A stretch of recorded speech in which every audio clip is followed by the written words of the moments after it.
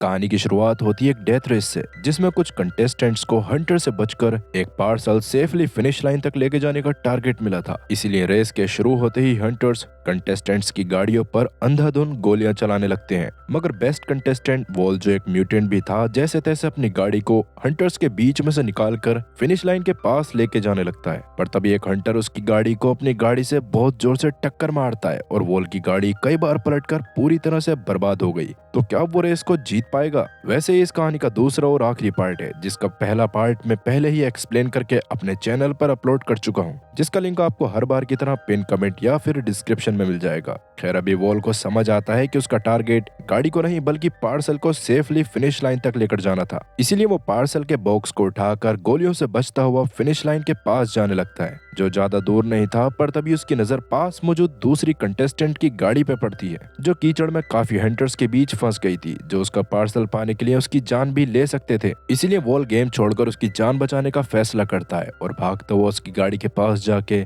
गाड़ी को कीचड़ से निकलवाता है। इससे वो लड़की वॉल को अपनी गाड़ी में ही बिठा लेती है। पर अब तक काफी सारे हंटर्स भी उनकी गाड़ी पे चढ़ गए थे, जो जैसे तैसे उस लड़की को गाड़ी के बाहर खींच लेते हैं। लेकिन वो लड़की बाहर जाके भी हंटर्स पे अंधाधुंध गोलियां चला रही थी। उसी समय रेस का तीसरा और आखिरी कंटेस्टेंट वॉल के सामने से आगे निकल जाता है, जिस दौरान वॉल के पास मौका था कि या तो वो लड़की की गाड़ी चुरा कर फिनिश लाइन को क्रॉस कर सके या फिर लड़की की जान बचा ले। अभी वॉल लड़की की जान बचाने का ही फैसला करता है और जैसे तैसे उन हंटर्स को खत्म करके लड़की को गाड़ी में बिठा के फिनिश लाइन की तरफ जाने लगा। ये देखकर वॉल को ट्रेनिंग करवाने वाला मिन ऑडियंस में से चला गया था, क्योंकि वो जानता था कि टेक कंपनी का मालिक रियू अब वॉल की जगह नेक्स्ट राउंड के लिए लड़की को ही चुनेगा। और होता भी बिल्कुल ऐसा ही है। ऐसा इसलिए हुआ था क्योंकि गोलीबारी के बीच से भागते हुए वॉल के पैकेज में कुछ गोलियां भी लग गई थी। इससे वॉल काफी दुखी होता है, क्योंकि उसका ब्लैक नाइट बनने का सपना टूट चुका था। तो अब वो क्या करेगा? खैर, तीसरे राउंड के लिए रियू खुद काफी ज्यादा एक्साइटेड था, क्योंकि वो तीसरे राउंड में ज्यादा से ज्यादा रिफ्यूजीज को किसी तरह से मार देने वाला था। पर कैसे? जल्दी ही हमें इस बारे में पता चलेगा। अभी रात में रियो के पास उसका असिस्टेंट आके बताता है कि सेकंड राउंड में जीतने वाली लड़की ने थर्ड राउंड में जाने से मना कर दिया है, क्योंकि दूसरे राउंड में उसका हाथ फ्रैक्चर हो गया था। अब ऐसे में रूल तो यह कहता है कि थर्ड राउंड ना हो और जिस इंसान ने दूसरे राउंड को जीता है उसको ही ब्लैक नाइट बना दिया जाए। लेकिन ऐसा करने से रियो का रेफ्यूजीज को मारने का सपना पूरा नहीं होता। इसलिए वो उस लड़की की जगह वॉल को सेकंड राउंड का विनर घोषित करने को कहता है और उसका असिस्टेंट भी ये खबर वॉल तक पहुंचा देता है, जो जानकर वॉल खुशी से अपने दोस्तों के साथ नाचने लगा और उसके दोस्त भी इस खबर से काफी खुश थे। वहीं जंग अपने साथियों के साथ एक आदमी का पीछा कर रही थी, क्योंकि उसकी गर्दन पर वही ट्रायंगल वाले टैटू का सिंबल था। और अभी उस आदमी का पीछा करते हुए जंग एक खाली फैक्ट्री में पहुंच जाती है। लेकिन जंग के वहां पहुंचते ही उस आदमी ने जंग के सर पे पीछे से बंदूक रख दी थी, जिस दौरान अपनी जान बचाने के लिए जंग उससे लड़ाई करती है। और तभी जंग के बाकी सारे साथी आके उस आदमी को चारों तरफ से घेर कर जमीन पे बिठा देते हैं। लेकिन अभी जंग उससे कोई पूछताछ कर पाती उससे पहले ही उस आदमी ने खुद अपनी गर्दन में मौजूद चिप का बटन दबा दिया था, जिससे मौके पर ही उसकी मौत हो गई। इससे तो जंग का दिमाग खराब हो गया था। अब इसके अगले दिन ही वॉल और उस दूसरे बंदे की लड़ाई थी, जहां लड़ाई से पहले जंग वॉल से मिलने आती है और दोनों इतने समय बाद एक दूसरे को देखकर काफी खुश थे। साथ ही जंग दिल से चाहती थी कि वॉल इस लड़ाई को जीतकर ब्लैक नाइट बन जाए। अब जैसा कि वॉल एक रिफ्यूजी था, इसलिए बाकी सब रिफ्यूजीज के लिए भी ये एक फक्र की बात थी और वो सब भी वॉल का मैच देखना चाहते थे। यही रियू के लिए उन्हें मारने का सबसे बड़ा मौका था। इसीलिए वो काफी बड़े बड़े ट्रक्स को स्लम एरियाज में भेज देता है, जिनमें बड़ी बड़ी स्क्रीन लगी हुई थी और उन्हीं ट्रक्स में बॉम्ब्स भी थे। मतलब उनके आसपास जो भी लोग मैच देखने आते वो सब मारे जाते। पर इस सबसे अनजान वॉल के दोस्त उन ट्रक्स के पास मैच देखने जाने वाले थे। खैर, मेन अरीना में फाइट देखने के लिए नहीं रुका था, क्योंकि उसे डिलीवरी करने जाना था। पर यह करना उसके लिए एक फायदे का सौदा साबित होता है, क्योंकि जैसे ही वो बंजर इलाके में पहुंचता है तो वहां उसे दो गाड़ी दिखाई दी, जो उन्हीं सीक्रेट ऑर्गेनाइजेशन वालों की लग रही थी। इसलिए मेन अपने ट्रक को रोककर उनसे लड़ाई करता है और एक साथ 10 लोगों को एक एक करके खत्म करके एक आदमी को जिंदा भी पकड़ लेता है। और इस बार मिन ने उसकी गर्दन से उस चिप को भी निकाल दिया था, जिससे अब उस आदमी को रियू मार नहीं सकता था। और अभी मिन को उससे बॉम्बिंग के बारे में भी पता चल चुका था। वहीं वॉल और उस दूसरे बंदे की लड़ाई शुरू हो चुकी थी। इस दौरान शुरू में वॉल बहुत ज्यादा पिटता है और उसके लगातार काफी देर तक मार खाने के बाद फाइट का फर्स्ट राउंड खत्म हो जाता है। किसी को समझ नहीं आ रहा था कि वोल उस आदमी पे हमला करने की कोशिश क्यों नहीं कर रहा, पर ये बस वोल की एक चाल थी। म्यूटेंट होने के कारण उसमें ऑलरेडी आम लोगों से ज्यादा स्टेमिना था, इसीलिए वो शुरू में पिट रहा था ताकि वो अपने ओपोनेंट के मूव्स को जान सके, जिसके बारे में जैसे ही वोल को समझ आता है वैसे ही वोल उसे बुरी तरह से मारने लगता है और एट द एंड लड़ाई को जीतकर ब्लैक नाइट बन जाता है। इससे सब रिफ्यूजीज भी काफी खुश हो गए थे। अभी वोल अपनी जीत से काफी खुश था, पर जीतने के बाद जैसे ही वो अपने हाथ को ऊपर करता है वैसे ही कैमरा के फोकस से फाइट के दौरान उसके सर पर लगी चोट रियू को दिखाई देती है, जिससे रियू के साथ साथ बाकियों को भी समझ आ गया था कि वोल कोई आम इंसान नहीं बल्कि एक म्यूटेंट है। पर तभी रियू बॉम्ब से एक्टिवेट करवाकर उन्हें सबको बॉम्ब धमाके में उड़ा देता है, जिससे सभी रिफ्यूजीज मारे जाते हैं। इस समय मिन उन्हें बचाने के लिए जा रहा था, मगर इसका कोई फायदा नहीं हुआ। इस बॉम्बिंग में रिफ्यूजीज के नाम बस ग्रैंडपा और उनके साथ मौजूद बच्चों के अलावा बस वही लोग बचे थे जो घर में बैठकर अपने टीवी से मैच को देख रहे थे। असल में बच्चों के जाने से पहले ग्रैंडपा ने उन्हें रोक लिया था और अपने ही घर पर मौजूद टीवी को सही करके उन्हें बाहर जाने से मना कर दिया था। वहीं जब मिन उस बॉम्बिंग वाली जगह पे जाके रिफ्यूजीज की लाशों को देखता है तो उसे काफी बुरा लगता है। उतने में ही जंग भी वहां अपने साथियों के साथ आ गई थी, जहां आके उसे भी काफी बुरा लगा और अभी उसे समझ आ गया था कि इस सब के पीछे किसी और का नहीं बल्कि रियू का हाथ है, क्योंकि मैच के दौरान वो बार बार अपने असिस्टेंट से कुछ न कुछ करने को कहे जा रहा था। अब गुस्से में मिन अपने बेस पे जाके अपने एक साथी के साथ उस आदमी को काफी टॉर्चर करता है जिसे उसने पकड़ा था, लेकिन बहुत ज्यादा पिटने के बाद भी वो आदमी मिन को कुछ नहीं बता रहा था। इसीलिए गुस्से में मिन का साथी उस आदमी के मुंह में अपनी बंदूक डालकर उसे डराने लगता है, जिससे अब उन्हें पता चल जाता है कि सबके पीछे रियू का हाथ है। इधर अब तक एक मिरर के सामने जाने पर वोल को भी पता चल चुका था कि वो वही म्यूटेंट है जिसके किस्से मशहूर हैं, लेकिन अब तक वोल को ये बात नहीं पता थी। साथ ही अब जाकर वोल को समझ आया था कि सर पर गोली लगने के बाद भी उसकी जान कैसे बच गई। खैर अभी ब्लैक नाइट बनने के कारण उसको भी एक क्यूआर कोड दे दिया जाता है, लेकिन डॉक्टर ने चुपके से उसका थोड़ा सा ब्लड भी निकाल लिया था, जिसको लेके जैसे ही वो रियू के पास जाता है तो रियू उसे देखकर उसे सबसे पहले किसी और की बॉडी पर इस्तेमाल करने को कहता है और अगर उनका एक्सपेरिमेंट सफल रहता तो रियू अपनी बीमारी को सही कर सकता था। दूसरी तरफ मिन अपने साथियों को भी रियू के बारे में सब बताता है और सब फैसला करते हैं कि किसी तरह से उन्हें रियू को जिंदा पकड़ना पड़ेगा, वरना वो इसी तरह से काफी लोगों को जान से मारता रहेगा। इसके थोड़ी देर बाद ही जंग भी मिन के पास आके उसे रियू के बारे में बताती है, जिसके बारे में मिन को पहले ही पता चल चुका था। साथ ही मिन को ये बात भी पता चली थी कि उस गर्दन वाली चिप के अलावा भी इस ऑर्गेनाइजेशन के कान के पास एक और चिप लगाई गई है, जिसके कारण उनके अंदर कोई भी इमोशंस नहीं है और उसी वजह से वो लोग इतने सारे लोगों को खुद को बॉम्ब बनाकर जान से मारने के लिए तैयार हो गए थे। अभी मिन उस आदमी का फोन जंग को दे देता है ताकि जंग उसमें से रियू के खिलाफ सबूत निकालकर उसे गिरफ्तार कर सके। वहीं रियू अपनी उस लैब को देख रहा था जहां उसने अपनी जैसी बीमारी वाले कई लोगों को क्रायो स्लीप में रखा हुआ था, ताकि पहले वो उन पर वोल के ब्लड को टेस्ट कर सके और जब बीमारी को सही करने वाली परफेक्ट दवाई बन जाए तब जाकर वो उसका इस्तेमाल अपने ऊपर करे। तभी रियू का पिता किम उसको अपने पास बुलाकर उस पर गुस्सा करते हुए पूछने लगता है कि रियू को बॉम्बर्स के बारे में पता कैसे नहीं चला। असल में बॉम्बिंग के बाद सभी लोगों को लग रहा था कि सब टेररिस्ट का काम है, इसीलिए अब तक रियू या किसी और पर किसी ने कोई सवाल नहीं उठाया था। खैर अभी रियू किम से माफी मांगता है और वादा करता है कि वो बचे हुए रिफ्यूजीज के लिए कुछ न कुछ अच्छा करेगा। खैर वहीं वॉल जब शाम में मिन से मिलने उसके बेस में जाता है तो उसे भी वहां वो आदमी दिखाई देता है जिसे मिन ने पकड़ा हुआ था। उसे देखकर शुरू में तो वॉल को कुछ समझ नहीं आता, जिस पर मिन उसे बताता है कि कैसे ये बंदा उन्हीं लोगों में शामिल था जिन्होंने वॉल के सामने उसकी बहन सियोल को जान से मारा था और इन्हीं लोगों की मदद से रियू ने लगभग सभी रिफ्यूजीज को भी खत्म करवा दिया है, जिसमें लगभग 6 मिलियन रिफ्यूजीज की जान गई है। इस सब का कारण अभी भी वॉल को समझ नहीं आ रहा था, पर जब मिन उसे बताता है कि रियू ने ये सब बस वॉल को ढूंढने के लिए ही करा है तो वॉल का तो दिमाग खराब हो गया। इधर सोसाइटी में जंग के पास रियू आके उससे सभी जिंदा बचे हुए रिफ्यूजीज का डाटा मांगता है, जिसके लिए पहले तो जंग ने मना कर दिया था, मगर बाद में उसे प्रेसिडेंट के ऑर्डर पर ये काम करना पड़ता है। असल में रियू बचे हुए रिफ्यूजीज को सोसाइटी के पुराने एरिया में शिफ्ट करने वाला था ताकि कोई भी मरने वाले रिफ्यूजीज के लिए सवाल न उठाए, लेकिन अभी भी रियू के इरादे सही नहीं थे। वो बाद में वैसे उन लोगों को भी खत्म करवा देने वाला था। अब ये काम करने के लिए जगह जगह पर कैंप्स लगाए जाते हैं, जिस दौरान मिन और उसके साथी भी कैंप्स पर नजर रखे हुए थे ताकि उन बचे हुए रिफ्यूजीज को कोई नुकसान न पहुंचा सके। पर दूसरी तरफ तभी अचानक मिन के बेस के ऊपर कुछ लोग हमला करते हैं और वहां मौजूद अपने साथी को सेफ लोकेशन पर लेके जाने लगते हैं। उस दौरान मिन के कुछ साथी भी उन्हें रोकने की कोशिश कर रहे थे, लेकिन वो उन्हें रोक नहीं पाते और वो लोग अपने साथी को वहां से लेके जाने में कामयाब हो जाते हैं। अब वो आदमी अपने मेन बेस पर पहुंचने के बाद तुरंत ही रियो के असिस्टेंट को कॉल करके बेस पर बुलाता है, जहां आने पर वो उसे बताता है कि मुझे मिन और उसके साथियों ने पकड़ लिया था, पर बाद में आपके भेजे गए कुछ लोग मुझे बचाकर यहाँ वापस ले आए। ये बात सुनते ही असिस्टेंट की तो बोलती बंद हो जाती है और वो तुरंत ही अपनी बंदूक निकालकर उस आदमी को शूट करके खत्म कर देता है। असल में उसने किसी को उस आदमी को बचाने के लिए भेजा ही नहीं था, जिसकी वजह से उस आदमी की बातें सुनकर असिस्टेंट को समझ आ गया था कि मिन और उसके साथियों ने मिलकर उसे बेवकूफ बनाया है और उस आदमी को इस बेस तक लेके आने वाले मिन के साथी ही थे, ताकि वो असिस्टेंट को वहां बुलाकर उसे दबोच सके। ये समझ आते ही असिस्टेंट वहां से निकलने की कोशिश करता है, पर तभी वहां मिन खुद आ गया, जो इस बार असिस्टेंट को पकड़कर पहले तो उसकी मुंडी खिड़की के बाहर करता है और उससे रियो की सच्चाई के बारे में पूछने लगा। लेकिन असिस्टेंट भी रियो के डर के कारण मिन को कुछ नहीं बता रहा था, क्योंकि रियो ने उसकी गर्दन में भी चिप लगाई हुई थी और अगर धोखे से इस बारे में रियो को पता चल जाता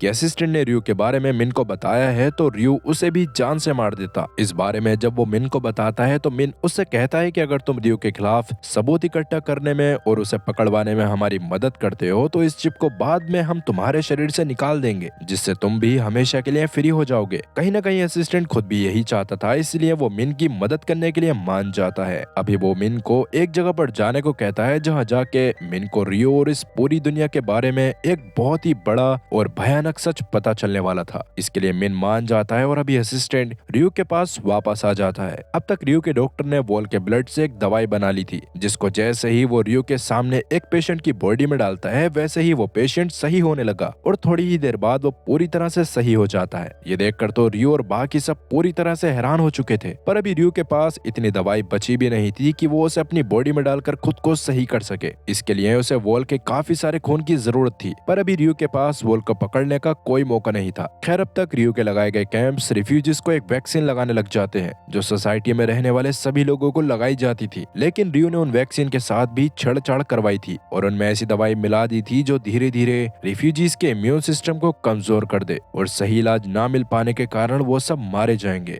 इस सबसे अनजान अभी मिन अपने साथियों के साथ असिस्टेंट की बताई गई जगह पे आता है, जहाँ सोसाइटी से काफी ज्यादा दूर एक बहुत बड़ा पावर प्लांट था और वहाँ कुछ खास तरह की अजीब सी मशीन्स लगी थी। साथ साथ वहाँ एक ट्रक भी घूम रहा था, जिन्हें देखकर पहले तो मिन को कुछ समझ नहीं आता, पर बाद में उसे पता चलता है कि वो ट्रक और मशीन्स असल में वातावरण गंदा कर रहे हैं, जिसकी वजह से ही आज के टाइम पे सांस लेना मुश्किल होता जा रहा था। हालांकि अभी भी मिन को पूरी बात समझ नहीं आई थी, पर उसे ये समझ आ गया था कि उसे जल्द से जल्द रियो को जान से मारना पड़ेगा। इसलिए वो असिस्टेंट से कहकर रियो को कैंप्स के पास बुलाता है, जहाँ पर मिन रियो को स्नाइपर से मारने वाला था। लेकिन उस समय गोली चलाने से पहले रियो थोड़ा सा साइड में चला जाता है, जिसकी वजह से मिन उसे जान से नहीं मार पाता। लेकिन अभी एक चीज ये होती है कि मिन के साथ ही उस सीक्रेट पावर हाउस में जाके वहाँ के गार्ड्स को जान से मार देते हैं और वहाँ मौजूद सारे डाटा को कॉपी करके वहाँ कुछ बॉम्ब्स लगा देते हैं, जिसके कारण वो पावर हाउस और ट्रक खराब हो गए थे। वहीं मिन को रियो को जान से मारने का एक और मौका मिलता है, लेकिन इस बार उसके गोली चलाने से पहले ही एक आदमी मिन के पीछे आके उसके सर पे बंदूक रख देता है। पर अभी वो आदमी मिन को खत्म कर पाता उससे पहले ही किस्मत से मिन के एक दूसरे साथी ने उस आदमी को जान से मार दिया था। लेकिन गोली की आवाज सुनकर नीचे रिफ्यूजीज में भगदड़ मच गई। तब मिन लगातार रियो के ऊपर गोलियां चलाने की कोशिश करता है, लेकिन रियो अब तक अपनी गाड़ी में बैठकर वहां से भागने लग गया था। ये देखकर मिन नीचे आके उसे हैंडगन से मारने की भी कोशिश करता है, लेकिन रियो की गाड़ी बुलेट प्रूफ थी, जिसकी वजह से उसे कुछ भी नहीं होता और वो वहां से सेफली निकलने में कामयाब हो जाता है। पर अभी जब मिन गोलियां चला रहा था तब रियो को उसकी शक्ल देखकर समझ आ गया था कि उसको मारने की कोशिश कोई और नहीं मिन ही कर रहा है। इधर रियो के पिता किम के पास जंग आई हुई थी, जो उसे रियो की सच्चाई के बारे में सब बता देती है, जो सुनकर तो किम को काफी बुरा लगा, क्योंकि वो चाहता था कि रियो उसकी तरह बने और ज्यादा से ज्यादा लोगों का भला करने के बारे में सोचे। वहीं रियो अपने ऑफिस में आने के बाद अपने असिस्टेंट को ऑर्डर देता है कि जल्द से जल्द मिन और उसके साथियों को जान से मार दो।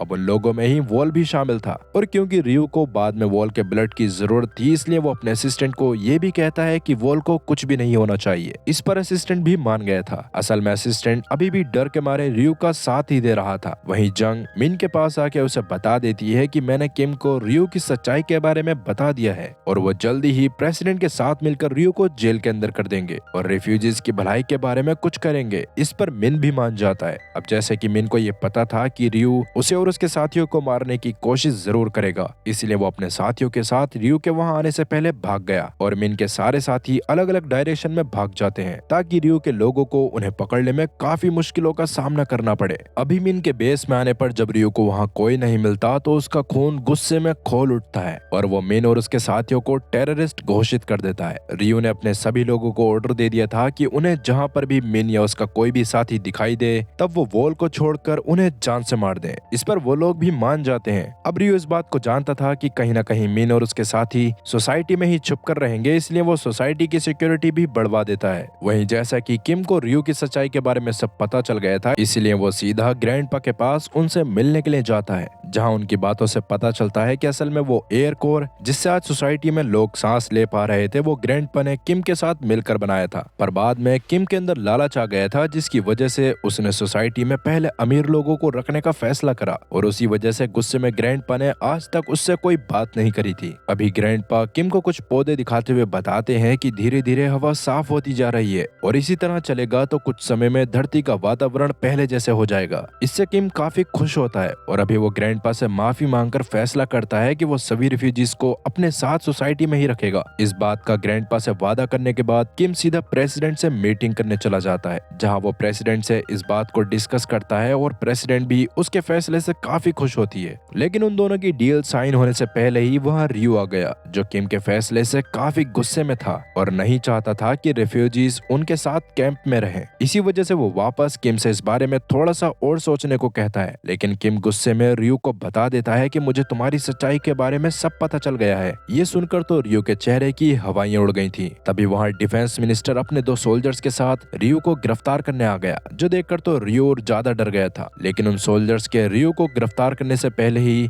रियो अपने पास मौजूद गन निकालकर उन दोनों को शूट करके खत्म कर देता है और किम को अपनी बंदूक देते हुए कहता है कि आप मुझे शूट करके खत्म कर दो। अब वैसे तो किम सच में ऐसा करना चाहता था, लेकिन रियो के उसका बेटा होने के कारण वो ऐसा नहीं कर पाता। उतने में ही डिफेंस मिनिस्टर खुद किम को शूट करके खत्म कर देता है, क्योंकि असल में वो खुद भी रियो की तरह रिफ्यूजीज से नफरत करता था और चाहता था कि वो लोग बाहर रहकर ही मर जाएं। रियो को जानकर काफी खुशी होती है, जिसके बाद वो सबसे पहले तो प्रेसिडेंट को भी जेल में डलवाता है और खुद पूरी सिटी पर अपनी हुकूमत करने लगता है। इधर मिन अभी ग्रैंडपा से मिलने के लिए आता है, जहां ग्रैंडपा उसे कुछ मैप्स देते हुए सोसाइटी के अमीरों वाले हिस्से में जाके रियो को जान से मारने को कहते हैं। और तभी मिन को ये बात भी पता चलती है कि असल में ग्रैंडपा ने उस सोसाइटी को बनाने में भी किम की मदद करी थी, लेकिन किम के लालच की वजह से ही वो बाहर रह रहे थे। तभी न्यूज में किम की मौत के बारे में बताया जाता है और उसी दौरान रियो न्यूज में मिन और उसके साथियों को भी टेररिस्ट घोषित कर देता है, जो देखकर ग्रैंडपा और मिन दोनों समझ गए थे कि रियो को अब जल्द से जल्द खत्म करना पड़ेगा। इसलिए मिन अपने एक साथी के साथ एक सीक्रेट बंकर में जाता है, जहां उसने काफी सारे हथियार के साथ काफी सारे खाने को भी रखा हुआ था, क्योंकि जब तक सोसाइटी में हाई चेकिंग चल रही है तब तक वो और उसके साथी आराम से वहां पर रह सके। खैर, अब जैसे कि वैक्सीन के कारण कुछ रेफ्यूजीज का इम्यून सिस्टम बर्बाद हो गया था, इसीलिए जल्दी ही उनकी मौत हो जाती है, जो देखकर पहले तो सबको लगता है कि बाहर कोई बहुत ही खतरनाक बीमारी फैल रही है। लेकिन ग्रैंडपा वहां के नोटिस करते हैं कि जिन भी लोगों की मौत हुई है उन सब ने वैक्सीन लगवाई थी। उस समय वॉल का एक दोस्त भी ग्रैंडपा के साथ था, जिसे याद आता है कि उसके बाकी 2 साथी भी वैक्सीन लगवाने गए हुए हैं, इसलिए वो भागता हुआ उन्हें बचाने के लिए कैंप की तरफ जाने लगता है और ग्रैंडपा मिन के एक साथी को अपने पास बुलाकर उसे भी बता देते हैं कि उन्हें लोगों को वैक्सीन लगवाने से रोकना पड़ेगा। ये सुनकर वो तुरंत इस बारे में मिन और बाकी सारे ब्लैक नाइट्स को मैसेज करती है, जिसके बारे में पता चलने पर वॉल भी अपने साथियों को बचाने के लिए कैंप के पास जाने लग गया था। इधर वॉल का एक साथी जब कैंप के पास आके लोगों को वैक्सीन लगवाने से मना करने वाला था, तभी अंदर जाने से सोल्जर्स उसे रोक देते हैं और उसे गन पॉइंट पे ले लेते हैं। इतने में मिन और उसके साथी भी कैंप के पास आके हवा में गोली चलाने लग गए थे, जिसकी वजह से वहां भगदड़ मच जाती है और सब इधर उधर भागने लगते हैं। तब वॉल भी अपने दोस्त को बचाने के लिए उसके पास आ रहा था, पर वॉल के उसके पास पहुंचने से पहले ही सोल्जर्स उसके दोस्त को शूट करके खत्म कर देते हैं, जो देखकर वॉल के पैरों तले जमीन खिसक गई थी और वो उसके पास आके रोने लगता है। तभी पीछे से कोई सोल्जर उसको भी बेहोश करके अपने साथ रियो के पास ले जाने लगा था और जब रियो को वॉल के पकड़े जाने के बारे में पता चला तो वो काफी खुश होकर ब्लड ट्रांसफ्यूजन की तैयारी करने को कहता है। इस बारे में जल्द ही जंग को भी पता चल जाता है कि वॉल को पकड़ लिया गया है, जो जानकर वो तुरंत ही अपने एक साथी के साथ मिन के दूसरे वाले बेस पे जाती है, जहां मिन भी अपने साथियों के साथ रियो पे हमला करने की तैयारी कर रहा था। तब जंग उनकी मदद करने के लिए उन्हें आर्मी की यूनिफॉर्म देती है और सब वही कपड़े पहनकर आसानी से अमीरों के इलाके में आ जाते हैं। जहां जाते ही मिन और उसके साथियों ने एक एक करके रियो के सभी लोगों को जान से मारना शुरू कर दिया था। पर अब तक वॉल का ब्लड भी रियो के चढ़ने लगा था। लेकिन फिलहाल अपनी बिल्डिंग के बाहर हो रही अफरा तफरी को रियो भी कैमरा से देख लेता है और असिस्टेंट को इस बारे में खबर करके मिन और उसके साथियों को रोकने को कहता है। लेकिन मिन और उसके साथी इस बार काफी गुस्से में थे और उन्हें रोकना बिल्कुल भी आसान नहीं था।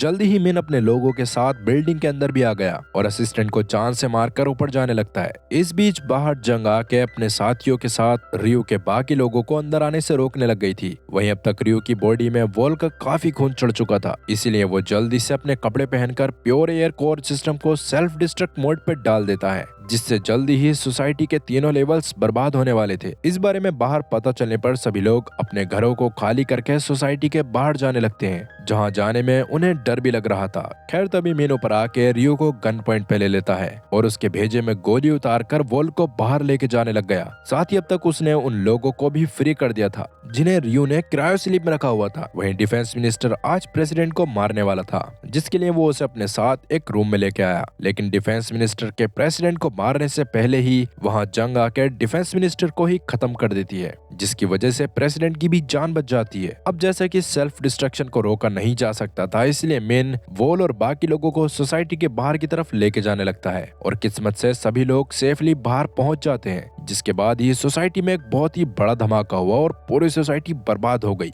अब बाहर सब टेंशन में थे कि अब वो कहाँ रहेंगे। पर किम कहानी की शुरुआत में जो एक नई सोसाइटी बनवा रहा था, उसका काम कुछ दिनों में खत्म होने वाला था, पर अभी वहाँ रहने लायक काम हो रखा था। इसलिए इस बारे में प्रेसिडेंट न्यूज से सबको बताती है और सब डिस्ट्रिक्ट ए की तरफ जाने लगते हैं, जहाँ अब कोई भी लेवल नहीं होने वाला था और सबको बराबरी का दर्जा मिलने वाला था। इससे सब खुश थे। इसके साथ ही कहानी 3 महीने आगे आती है, जहाँ अब तक सब नॉर्मल हो जाता है और अभी वॉल मिन के साथ एक ट्रक में अपने सामान को डिलीवर करने जा रहा था। तभी उन्हें एहसास होता है कि अब वो बिना मास्क के भी सांस ले पा रहे थे। असल में मिन ने जिस पावर हाउस को जाके अपने साथियों के साथ बर्बाद करा था, वो रियो ने किम से छुपकर बनवाया था, जिसका काम उनके एरिया की हवा को गंदा करना था। जबकि धरती तो अपने आप को 5 या 7 साल पहले ही हील करने लग गई थी, जिससे अब तक हवा ऑलरेडी साफ हो चुकी थी। ये बात समझ आने पर मिन और वॉल काफी खुश होते हैं और आज पहली बार उन्हें खुले आसमान में सूरज भी दिखाई देता है। जिसके साथ ही ये सीरीज भी यहीं पर खत्म होती है। तो दोस्तों, ये सीरीज आपको कैसी लगी हमें कमेंट करके जरूर बताएं। साथ ही वीडियो को लाइक करें और चैनल को सब्सक्राइब करना बिल्कुल ना भूलें। और अगर आपको इसी तरह की और सीरीज देखनी है तो आप उन सीरीज का नाम कमेंट में जरूर मेंशन करें। मिलते हैं अगली वीडियो में, तब तक के लिए गुड बाय।